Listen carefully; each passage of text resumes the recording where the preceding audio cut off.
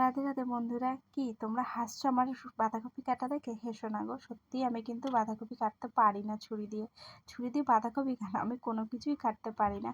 কিন্তু কি করা যাবে বলো, কেউ তো করে দেওয়ার নেই, আমার কাজ আমাকেই করতে হবে। তো চেষ্টা করছি আস্তে আস্তে নিজেকে তৈরি করার, সব কিছুর সাথে মানিয়ে নেওয়ার। আমাদের মেয়েদের জীবনে কিন্তু যেদিন থেকে জন্ম নেয় সেদিন থেকেই কিন্তু লেখা হয়ে যায় যে মেনে নাও, মানিয়ে নাও। এটাই হয়তো আমাদের বিধাতার লেখা। তো যাই হোক, আমার কিন্তু বাঁধাকপি কাটাটা মোটামুটি হয়ে গেছে, একটু বড় হয়েছে কিন্তু পুরোটাই কাটা হয়ে গেছে। ওদিকে বাঁধাকপি রান্নাবো বলে কিন্তু আমি একটু আলুও কেটে নিচ্ছি। কেননা রাতের বেলায় যখন মনে হয় মাঝে মধ্যে যে কোনো কিছু বাটতে ইচ্ছা করছে না, তখন কিন্তু এরকম আমি বাটা ঘষা ছাড়াই লঙ্কা চিরেও কখনো কখনো এরকমভাবে বাঁধাকপির ঘন্ট করি। অনেক রেসিপি করি এরকম, তো সেগুলো তোমাদের সাথে ভবিষ্যতে শেয়ার করব। আর এখানে কিন্তু আমি বাঁধাকপিটা বসিয়েও দিয়েছি। আসলে একটু একটু করে রাতটা অনেক হয়েছে। মাঝে মধ্যে যখন টাইম পাই তখন রান্নাঘরে চলে আসি, কারণ আমার মেয়ের এখন পরীক্ষা চলছে।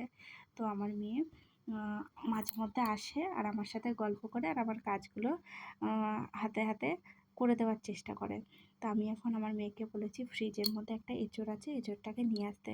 আসলে কাজের অভাবে না এঁচোড়টাকে কাটতেও পারছিলাম না, রান্নাও করতে পারছিলাম না।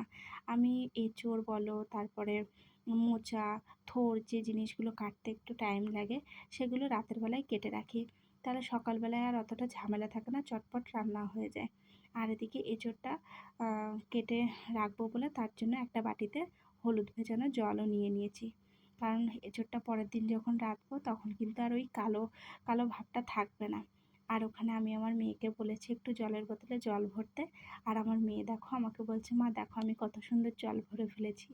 তো বাঁধাকপিটা এখানে কিন্তু আমি নুন হলুদ দিয়ে ভালো করে রান্না করে নিচ্ছি। অন্য সময় আমি বাঁধাকপি রান্না করে একটু ভাপ দিয়ে ফেলি, আজকে কিন্তু কোনো রকম ভাপ দেইনি। এখানকার কোনো জিনিসই তো ঠিকঠাক ফ্রেশভাবে পাওয়া যায় না, তো ভাপ না দিলে না একটা খুব বাজে গন্ধ হয়। তার জন্য ভাপ দিই, কিন্তু আজকে আর আমি ভাপ দিইনি। বাঁধাকপিটা একটু ফ্রেশ ছিল সেই কারণে আর ভাপ দিইনি। আর এখানে কিন্তু আমার এঁচোড়টা কাটাও হয়ে গেছে। একটুখানি বড় বড় করে এঁচোড়টা কেটেছি, কেননা পরের দিন রান্না করব। একটু বড় খেলে বেশ ভালোও লাগে খেতে। আর সবশেষে আমার বাঁধাকপিটা হয়ে গেছে, আর একটু ঘিও দিয়ে দিলাম। আমাদের বাড়ির সবাই না ঘিটা খেতে খুব পছন্দ করে।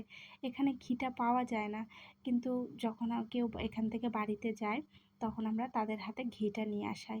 মানে এখানকার ঘি অতটা পাওয়া যায়, অতটা ভালো না, খেতে টেস্ট লাগে না, আমাদের বাড়ির মতন না। আর তার জন্য ঘরে রেখে দিই যাতে আমার মেয়ে সকালবেলায় খেয়ে স্কুলেও যেতে পারে।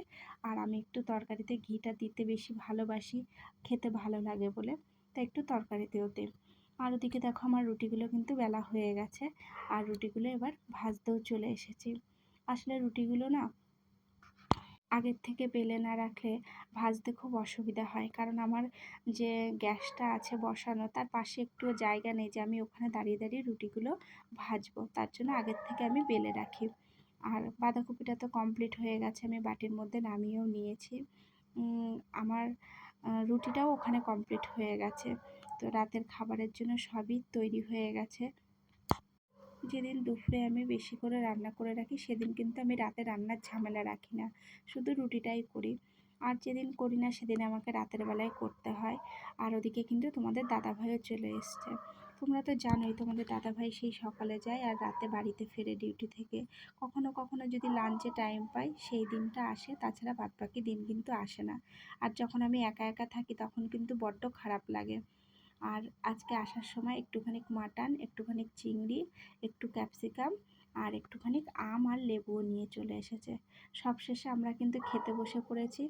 আর ওদিকে আমার মেয়েকে কিন্তু আমি খাইয়ে দিচ্ছি। ওর না প্রচণ্ড দাঁতে ব্যথা, জানো তো, এখনও দুধের দাঁতগুলো ওর শেষ হয়নি পড়া। তো এখনও মাঝে মধ্যে একটা একটা করে দাঁতগুলো পড়ে, আর এখনও একটা দাঁত নড়ছে। সেই কারণে ওর খেতেও খুব কষ্ট হচ্ছে। তাই ওর বাপি বলছে আগে আমি একবার খাইয়ে দিই, তারপরে মা খাইয়ে দেবে। আমার মেয়ে জানো তো রুটি খেতে একদম পছন্দ করে না, কিন্তু কখনো কখনো খাওয়াই, কেননা ওর বেশিরভাগ টাইমই ও ভাত খায়। সকালে ভাত খেয়ে যায়, স্কুল থেকে এসে খায়, আবার রাতেও ভাত খায়। তাই মাঝে মধ্যে একটুখানি রুটি খাওয়ারও অভ্যাস করাই শরীরের জন্য। আর হ্যাঁ বন্ধুরা, তোমরা কেমন ভিডিও দেখতে ভালোবাসো সেটা কিন্তু অবশ্যই আমাকে কমেন্টে জানিও। আর প্রথম থেকে শেষ পর্যন্ত ভিডিওটি দেখার জন্য তোমাদের অনেক অনেক ধন্যবাদ। আর দেখা হচ্ছে পরের ভিডিওতে। ততক্ষণে তোমরা সুস্থ থাকো, ভালো থাকো, আর আমার চ্যানেলটিকে সাবস্ক্রাইব করে দিও।